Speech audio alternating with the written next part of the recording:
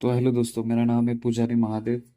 आज मैं आप लोगों को जो टॉपिक सिखाने वाला समझाने वाला उस टॉपिक का नाम है लिक्विडेशन ऑफ कंपनीज। और आज हम लोग लिक्विडेशन ऑफ कंपनीज का फोर्थ सम सॉल्व करने वाले हैं। तो ये है क्वेश्चन नंबर 12। आपको दिखाई देता रहेगा। ठीक है। The following was the balance sheet, ये सब लिख के दिया, लाइबिलिटीज लिख के दिया, अमाउंट लिख के दिया। फिर यहाँ पे लिखा है जस्ट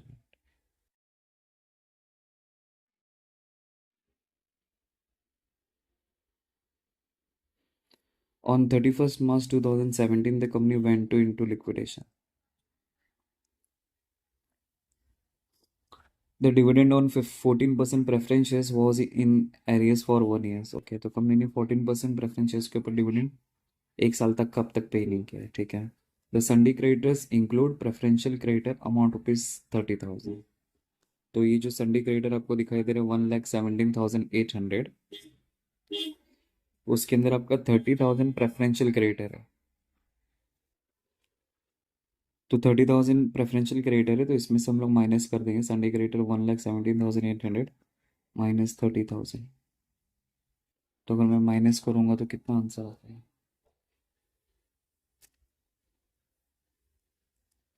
तो 1,17,800 माइनस 30,000, तो आंसर आता है 87,800।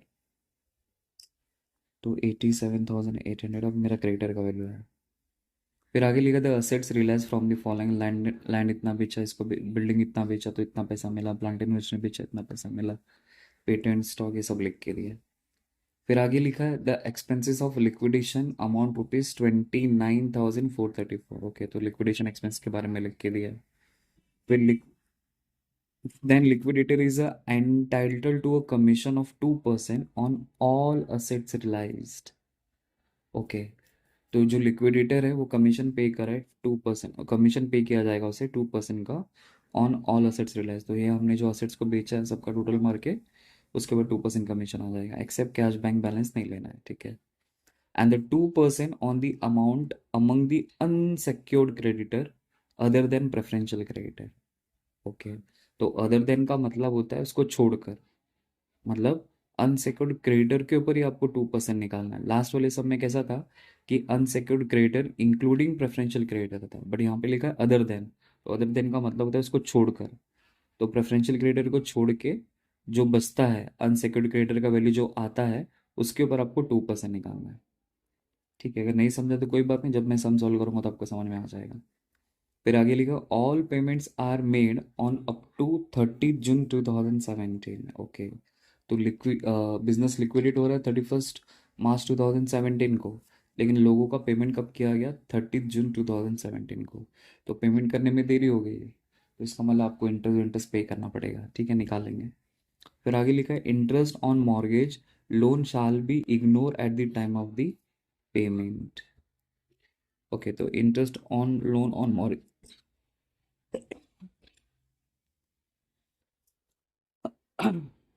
तो बैंक से हमने जो लोन लिया था और लोन लेते समय हम लोग को उसको जो इंटरेस्ट पे करना पड़ता है, तो उसको उस चीज़ को अपन को क्या करने बोला? इग्नोर करने बोला है। जिस टाइम पे हम लोग पेमेंट कर रहे थे वैसे भी वो इग्नोर ही होता है, तो इग्नोर करते। Prepare the liquidator of the final statement of account, बस और कुछ नहीं। मैं आपको ड्रॉ करके दिखा तो आपको समझ में आ जाएगा। ठीक है। तो देखिए इस तरह मैंने यहाँ पे फॉर्मेट बना लिया लिक्विडेटर फाइनल स्टेटमेंट। तो सेम जैसे हम लोग प्रोसीजर फॉलो करते वैसे ही करना है। तो सबसे पहले हम लोग क्या लिखेंगे रिसिप्ट में? To balance PD. तो देख लेते हैं ओपनिंग कैश बैलेंस हमारे पास कितना है। तो असेट्स में आपको देखना है, असेट्स के अंदर। तो ये रहा आपका क्वेश्चन नंबर 12। अब यहाँ पे देखो आपको कैश एट बैंक 60,000 नज़र आता रहेगा, दिखाई दे रहा है? तो ये आपका ओपनिंग बैलेंस हो गया, मतलब आपको उस इसी को चेक करना है। ठीक है, तो मैं यहाँ पे रिकॉर्ड कर देता हूँ। तो टू इस थोड़ा फॉर्मेट छोटा बन गया, तो यहाँ पे आ जाएगा 60,000। Okay, next. फिर उसके बाद आएगा to assets realised. To assets realised. तो असेट्स रियलाइज में देखा जाएगा कि कोई असेट्स किसी लाइबिलिटी के अगेंस्ट में सिक्योर तो नहीं है। यहाँ पे तो देखो क्वेश्चन में तो कहीं पे तो ऐसा लिख के नहीं दिया था, लेकिन ऊपर फिर कभी कभी ऊपर भी लिख के दिया रहता है। ओके, तो देखो यहाँ पे आपको नज़र आता रहेगा कि loan on mortgage of land and building 1,50,000। Okay, तो हमने जो बैंक से लोन लिया था, तो लोन लेते समय हमने गिरवी रखा, मॉर्गेज में का मतलब होता है उनको सिक्योरिटी दी, हमने गिरवी रखा क्या, लैंड एंड बिल्डिंग। कितना, 1,50,000। तो देखो यहाँ पे तो ये जो लैंड दिख रहा है और ये जो बिल्डिंग दिख रहा है, दोनों को एक साथ ऐड करना पड़ेगा। तो 80 और 2 लाख, 2,80,000। तो लैंड एंड बिल्डिंग को आपको असेट्स रिलायंस में नहीं लिखना, उसको अलग से सरप्लस वाले में लिखना पड़ेगा। तो बाकी जो बच गए वो सब हम लोग रिकॉर्ड कर लेंगे, क्योंकि वो मॉर्गेज हो गया ना, इसलिए फिर आप लोग असेट रिलायंस में नहीं लिखेंगे। बस अब जो जो असेट बच गए मैं इसको लिख देता हूँ। तो पहला आएगा प्लांट एंड मशीनरी, कितना लिख के दिया, 5 लाख, तो मैं यहाँ पे 5 लाख लिख दूंगा। नेक्स्ट है पेटेंट्स, तो पेटेंट्स कितना है, 50,000, तो वो लिख दिया मैंने यहाँ पे। देन स्टॉक, तो स्टॉक कितना है, 1,60,000, तो 1,60,000 लिख दूंगा। फिर सन्डे डेटर, तो सन्डे डेटर कितना है, 2 लाख, तो यहाँ पे 2 लाख लिख दूंगा। हो गया। अब उसी के नीचे फिर मैं लिखूंगा surplus from assets, surplus from assets, ये तीन चीज़ तो आपको लिखनी है। तो जिसमें सबसे पहला असेट्स रियलाइज्ड, तो असेट्स रियलाइज मतलब लैंड और बिल्डिंग दोनों है, तो लैंड मेरा 80,000 का है और बिल्डिंग 2 लाख, तो मतलब 2,80,000, ऐसा एक साथ ऐड करके लिखा। फिर माइनस करने का सेक्योर्ड क्रेडिटर, तो सेक्योर्ड क्रेडिटर क्या, बैंक लोन, आपके अंडरस्टैंडिंग के लिए लिख रहा हूँ। तो बैंक लोन मुझे लिख के दिया 1,50,000। ओके, तो 1,50,000 तो माइनस करूँगा, तो 1,30,000 आंसर आ जाएगा सरप्लस। 2,80,000 में से 1,50,000 गया, तो देखो ये असेट रिलायंस कैसे, मैं आपको बता देता हूँ। देखो land on mortgage land and building 1,50,000 था, तो मैंने ये 1,50,000 यहाँ पे लिखा। असेट रिलायंस में मैंने कैसे लिखा है, देखो लैंड, लैंड है 80,000 का एंड बिल्डिंग है 2 लाख का, दोनों को प्लस करके रिकॉर्ड कर दी।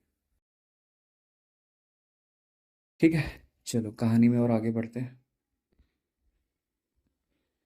अब पेमेंट में आएंगे, तो पेमेंट में सबसे पहला, अभी तो आपको याद हो गया रहेगा तो अभी मुझे दिखाने की ज़रूरत नहीं। तो सबसे पहला आता है लीगल एक्सपेंस, तो क्वेश्चन में कहीं पे भी लीगल एक्सपेंस लिख के दिया है क्या, नहीं लिख के दिया है तो नहीं आएगा। फिर उसके बाद आएगा by liquidator remuneration, liquidator remuneration. अब उसके बारे में क्या बोला है वो तो आपको समझना ही है, करना ही है। तो देखो, तो लिक्विडेटर रेमोनरेशन की कहानी सुनो मेरी जुबानी, तो देखो यहाँ पे लिख के दिया, ऐसे ही डायलॉग मार रहा था देखो। तो लिखा था liquidator is entitled to commission 2% on all assets realised. Okay, तो ऑन ऑल असेट्स रियलाइज्ड, तो जितना भी मेरा असेट्स रियलाइज होगा उसके ऊपर निकालने का है मुझे 2%। दिखाई दे रहा है, ज़्यादा क्लोज हो गया तो इधर से देख लो बस। ओके, देखो, the liquidator is entitled to a commission of 2% on all assets realised except cash and bank balance को छोड़ के। तो ऑल असेट्स रियलाइज मतलब देखो यहाँ पे हमने सॉल्यूशन सॉल्व किया है, तो असेट्स रियलाइज में ये सब ले लेने का, तो सबसे बेस्ट मैं आपको तरीका बता रहा हूँ, क्योंकि बच्चे लोग ये सब तो ले लेते हैं लेकिन इसमें फिर ये असेट्स रियलाइज ये वाला भूल जाते हैं। तो मैं आपको सजेस्ट ये करूँगा कि जो आपको क्वेश्चन में यहाँ पे जो एडजस्टमेंट में जो असेट्स रियलाइज लिख के दिया रहता है, उसी सबको प्लस करके उसके ऊपर 2% निकालने का, तो आपको थोड़ा ईजी पड़ेगा। क्या पता है घाएगा में आपसे गलती हो गई तो ऐसा, इसलिए सारे एसेट्स को मैं प्लस करता हूँ और फिर मैं आपको बताता हूँ कितना आंसर आया। तो पहला है 8,000, then 2 lakh plus 5 lakh plus 50,000 plus 1,60,000 plus 2 lakh, तो आंसर आता है 11,18,000। तो 11,18,000 का हम लोग को 2% निकालना है। निकाल देता हूँ, 2% अगर मैं निकालूँ तो कितना आता है, इंटू इंटू 2%, तो 22,360 आता है। यहाँ पे लिख देता हूँ 22,360 प्लस और उसको कुछ देने का है ना, अनसिक्योर्ड क्रेडिटर के ऊपर कुछ वैल्यूएशन करने का है। तो देखो यहाँ पे लिख के दिया, तो ये तो मैंने निकाल दिया, ऑल असेट्स रियलाइज एक्सेप्ट, फिर आगे लिखा 2%। देखो यहाँ पे 2% on amount among unsecured creditor other than preferential creditor. दिखाई दे रहा है? देखो यहाँ पे लिखा है 2% on amount among unsecured creditor other than preferential creditor. तो अदर देन प्रेफरेंशियल क्रेडिटर का मतलब होता है कि उसको छोड़कर आपको सिर्फ और सिर्फ अनसेक्योर्ड क्रेडिटर के ऊपर निकालना है, ठीक है? तो मेरा अनसेक्योर्ड क्रेडिटर किधर है? देखो यहाँ पे संडे क्रेडिटर दिखाई दे रहा है आपको? मतलब Sunday creditor, bills payable, bank order, ये सब होता है।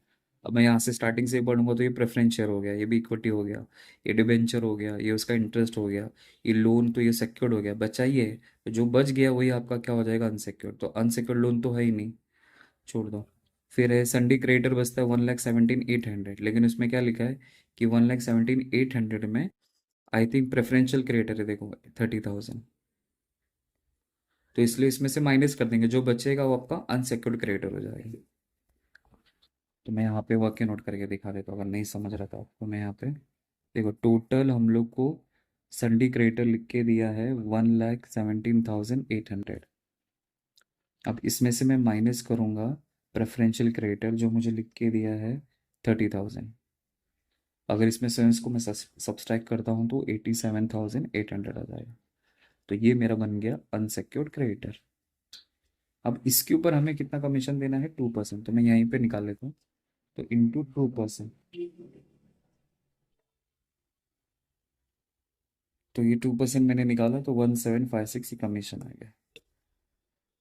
तो मैं यहाँ पे लिख दूंगा 1,756। इन दोनों को प्लस करता हूँ, एक मिनट, ये शिट ये गलत लिख दिया मैंने। 11 लाख, ये 90,000 आता है। 90 मैंने कहा है मेरे 11,90,000 मैंने वही लिखा था यहाँ पे। तो बस अब 11,90 के ऊपर 2% निकालते हो तो 23,800 आता है। 23,800। अब दोनों प्लस करता हूँ तो +1,756, तो 25,556 हो गया। फिर उसके बाद आएगा bye liquidation expense.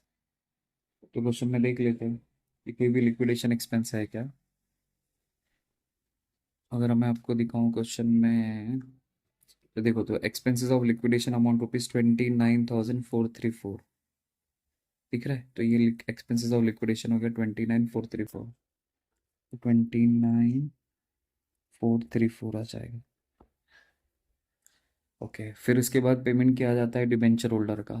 Debenture holder, अब डिबेंचर होल्डर में पहले उसको खुद का पैसा देख लेता हूँ कितना है। 14% पहले लिख लेता हूँ, फिर आपको समझाता हूँ। तो 14% डिबेंचर मुझे लिख के दिया है 2,30,000।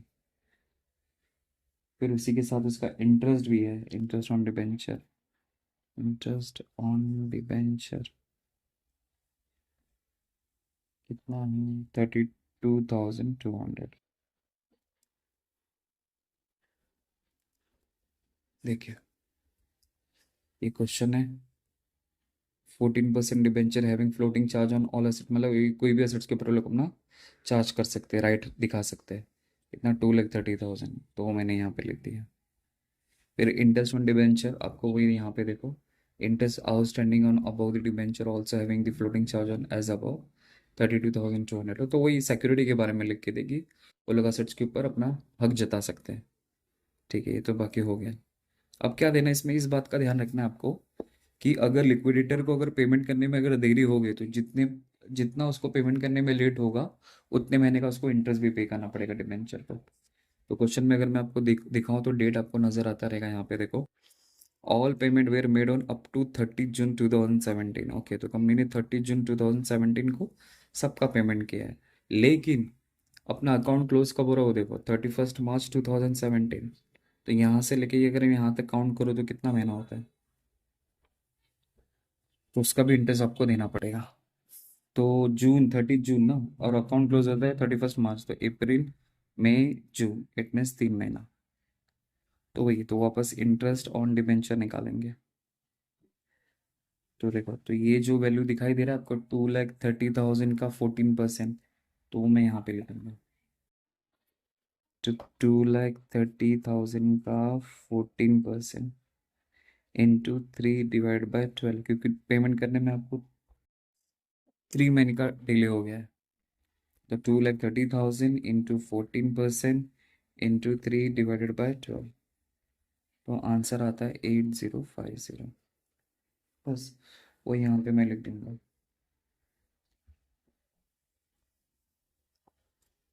इंटरेस्ट ऑन डिबेंचर, ऐसा लिखना है तो आफ्टर बैलेंस शीट लिख सकते हैं, बैलेंस शीट के बाद वाला कितना है 8050।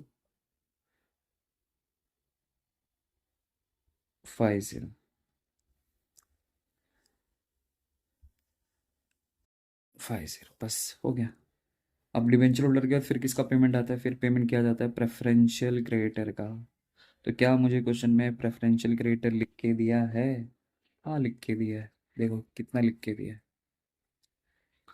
तो क्वेश्चन में देखो यहाँ पे the सन्डी creditor include preferential creditor amount ₹30,000, दिखाई दे रहा है ये देखो, सन्डी creditor include preferential creditor amount ₹30,000, तो यहाँ पे 30,000 आ जाएगा। फिर इसके बाद पेमेंट किया जाता है अनसेक्योर्ड क्रेडिटर। तो अनसेक्योर्ड क्रेडिटर मेरा कितना है, मैंने यहाँ पे निकाल के दिखाया था आपको कि टोटल मेरा सन्डी क्रेडिटर इतना है, उसमें से प्रेफरेंशियल इतना माइनस किया 87,800 आया। तो मैं वो 87,800 यहाँ पे ले लूँ, आप लोग क्रेडिटर का भी नाम लिख सकते हैं, मैंने ये लिख दिया। हो गया। फिर इसके बाद किसका पेमेंट करने का रहता है, प्रेफरेंस शेयर होल्डर का। तो बाय प्रेफरेंस शेयर होल्डर। अब पेमेंट करते समय आप थोड़ा सा हिसाब लगा लेते कि जितना कितना पैसा है उसमें से कितना कितना पेमेंट हो गया, तो कितना पैसा बाकी हो वो चेकआउट कर लेता है। तो पहले रिसीव का टोटल करता हूँ मैं।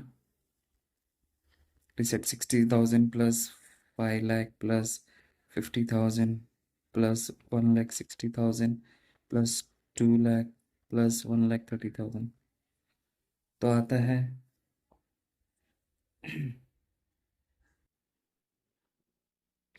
11 लाख रुपीस।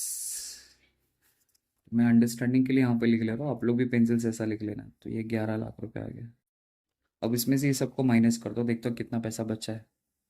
तो -25,556 -29,434 -2,30,000 -32,200 -8050 -30,000 -87, सॉरी 87,800, तो आता है 6,56,960। इतना अवेलेबल कैश है अभी हमारे पास, इतना बाकी है। ठीक है, तो प्रेफरेंस को तो अभी कितना देने का, 4 लाख रुपए देने हैं, तो इजीली दे सकते हैं। तो मैं लिख देता हूँ उसका नाम क्या है, 14% प्रेफरेंस शेयर्स। तो 14% preference share capital 4 lakh rupees, easily दे दिया। तो मैं माइनस भी चेक करते हुए चलता हूँ इसमें से, -4 लाख। तो अब हमारे पास अवेलेबल कैश बचता है 2,56,960, लिख लेता हूँ 2,56,960।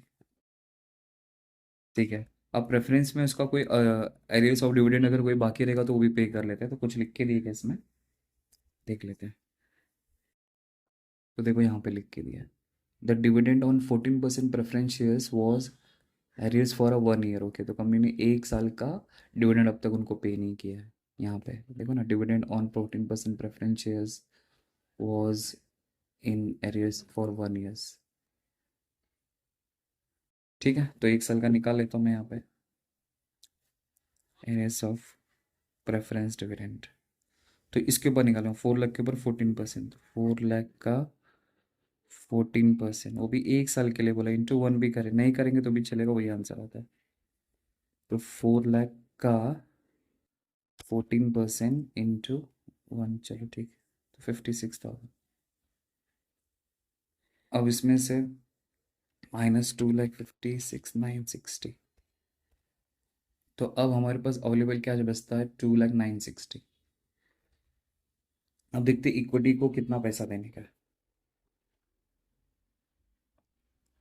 तो यहाँ पे देखो आपको नजर आता रहेगा, सिर्फ एक ही इक्विटी शेयर है। चलो भाई अपना काम बच गया। फिर 8 lakh equity shares of ₹100 each, 60 पर शेयर, उनको टोटल मिला के कितना पैसा देने का है, 4,80,000, राइट।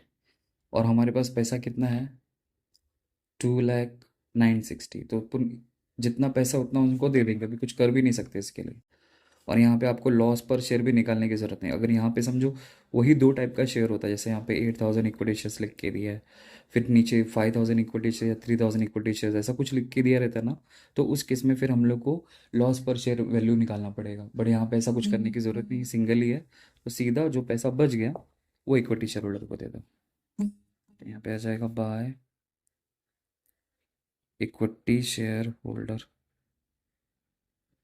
2,09,60। बस हो गया। अब अकाउंट को क्या करता हूँ, क्लोज करता हूँ मैं। तो ये तो मैंने ऑलरेडी टोटल मारा था 11 लाख, और इसका भी मैं टोटल मारूंगा तो वही आएगा 11 लाख। बस हो गया, और कुछ भी नहीं है। ठीक है, आई होप आपको समझा रहेगा। Thank you. हम्म। हाँ, अगर आपको स्क्रीनशॉट निकालना है तो निकाल लीजिए। ये वाला मैंने, ये उसका ही वर्किंग नोट था। पीछे तो कोई वर्किंग नोट नहीं है, बस इतना ही है।